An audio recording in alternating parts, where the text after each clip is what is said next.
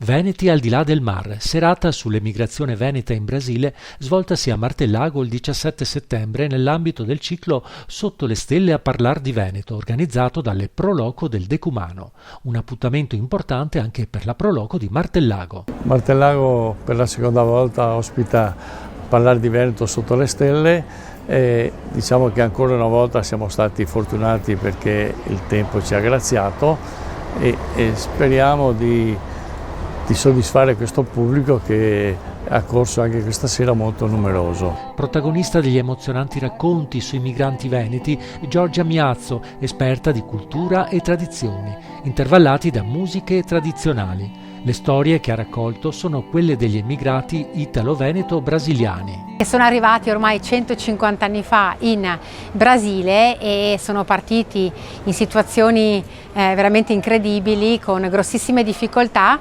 È stata, si può dire così, una sperimentazione agraria nel sud del mondo che ha dato ottimi risultati, visto che oggigiorno il Brasile conta 30 milioni di discendenti di origine italiana, quindi è il primo stato fuori dall'Italia che ci rappresenta, e di questi il 40% è di origine veneta, quindi un grande orgoglio che abbiamo sia nei numeri ma anche nella qualità di quello che rimane della cristallizzazione della nostra migrazione, in quanto queste persone, essendo rimaste per generazioni più isolate rispetto alle zone antropizzate di situazioni più conosciute come quella di San Paolo, di Buenos Aires, piuttosto che di tanti altri paesi e nelle Americhe e in Europa, queste persone un po' come antidoto così alla nostalgia, un po' per la difficoltà e un po' per questo importante isolamento geografico, hanno mantenuto usi, costumi, le tradizioni, la gastronomia, le musiche e soprattutto la lingua. Una lingua che chiamano loro oggi Italian,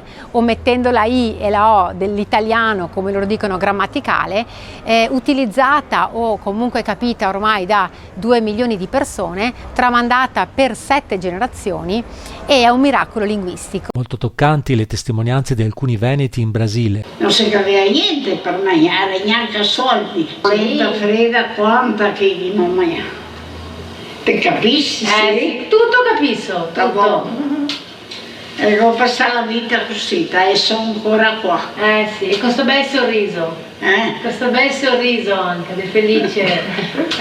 E diventi anche patrimonio didattico e memoria poi anche per i più giovani che oggigiorno non conoscono la nostra storia di ieri, del nostro zio o prozio, ma che stanno di nuovo rifacendo le valigie, questa volta non di cartone, ma per andarsene di nuovo, magari in modalità più comoda, magari più avvantaggiati, ma sicuramente con il cuore in Italia, e dobbiamo dare loro anche questa coscienza e anche raccontare, no, all'Italia, al Veneto, che la storia della nostra migrazione fa parte di un grosso capitolo che dovremmo iniziare a scrivere a scuola, ma anche per tutti noi, per le comunità e le collettività.